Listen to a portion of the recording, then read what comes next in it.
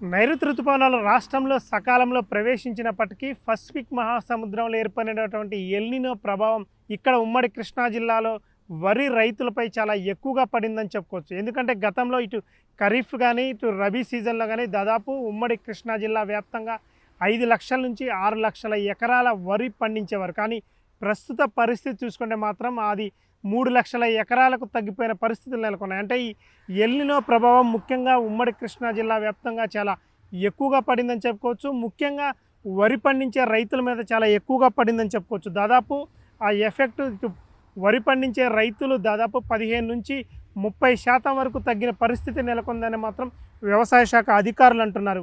కృష్ణా జిల్లాలో చూసుకుంటే మాత్రం ఇటు 1,24,000 హెక్టార్ల సాగు ఉండేది. కానీ ఇప్పుడు ఈ ఎల్నినో ఎఫెక్ట్ వల్ల కేవలం 1,00,000 హెక్టార్లకు మాత్రమే పడిపోయిన పరిస్థితులు నెలకొన్నాయి. అదేవిధంగా ఎన్టీఆర్ జిల్లాలో చూసుకుంటే మాత్రం దాదాపు 69,000 హెక్టార్లు వరి పండించేవారు. కానీ ప్రస్తుతం మాత్రం ఈ సంవత్సరం 47,000 హెక్టార్లకు అది పడిపోయిందని మాత్రం ఇక్కడ ఉన్నటువంటి వ్యవసాయ శాఖ అధికారులు అంటున్నారు. దాంతోపాటు ఇటు నీటి ఎద్దటి వల్ల అంటే ఈ సంవత్సరం ఇటు ఎల్నినో ప్రభావం వల్ల నీటి ఎద్దటి చాలా ఎక్కువగా ఉంది. దాని కారణంగా కూడా దిగుబడి అంటే ఇప్పుడు ఎలాగో ఇటు వరి పండించే రైతులు తగ్గారు, వరి కూడా చాలామంది వేయటం లేదు.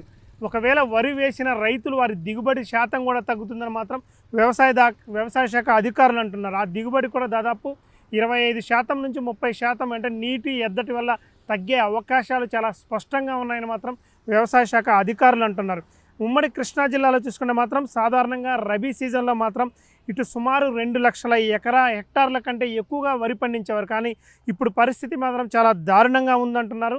ఎందుకంటే ఇటు గతంలో ఇటు తుఫాన్లు కానీ కరువు లేని సాధారణ సమయంలోనే చాలా దాదాపు 12 లక్షల నుండి 14 లక్షల మెట్రిక్ టన్నులు దిగుబడి వచ్చేది. కానీ ఈ సంవత్సరం ఎల్నినో ప్రభావం వల్ల మాత్రం చాలా దారుణమైన పరిస్థితులు ఏర్పడాయని మాత్రం వ్యవసాయ శాఖ అధికారులు అంటున్నారు. ఇప్పటికే ఇక్కడ ఉన్నటువంటి రైతులకు ఉమ్మడి కృష్ణా జిల్లా ఉన్నటువంటి రైతులకు కూడా ఆదేశాలు జారీ చేశారు. ఎందుకంటే ఈ సంవత్సరం ఎల్నినో ఎఫెక్ట్ చాలా ఎక్కువగా ఉంది. రాను చూసుకుంటే మాత్రం ముందు వచ్చే నెల ఆగస్టు కానీ డిసెంబర్ నెలలో కూడా చాలా ఎక్కువగా ఉండే అవకాశం ఉన్నందున మాత్రం రైతులు ఎట్టి పరిస్థితుల్లో వరి పంట తగ్గించి ఇతర పంటలు అంటే వర్షాభావం లేని పంటలు వేయాలి, ఇటు మినువులు కానీ పెసలు కానీ లాంటి పంటలు వేసుకోవాలని మాత్రం వ్యవసాయ శాఖ అధికారులు ఇప్పటికే రైతులకు ఆదేశాలు జారీ చేశారు. కానీ ఎక్కువగా ఉమ్మడి కృష్ణా జిల్లా అంటేనే వరికి పెట్టింది పేరు, వరి పంట ఉమ్మడి కృష్ణా జిల్లాకి పెట్టింది పేరు. కానీ ఈ సంవత్సరం ఎల్నినో ప్రభావం కారణంగా వరి వేయలేకపోతున్నామని రైతులు ఆవేదన వ్యక్తం చేస్తున్నారు. కానీ కొంతమంది మనస్సు చంపుకోలేక వరి పంటను ఉన్న పొలాల్లో ఉన్నటువంటి మోటార్ల ద్వారా కూడా నీళ్లు పెట్టి వరి పంటను వేస్తున్న పరిస్థితులు నెలకొన్నాయి. ఎందుకంటే ఎక్కువ శాతం ఉమ్మడి కృష్ణా జిల్లాలో వరి పండించే రైతులు ఉన్నారు. ఎక్కువ కూడా రైతులకి వరి మీదనే ప్రేమ ఉంటుంది.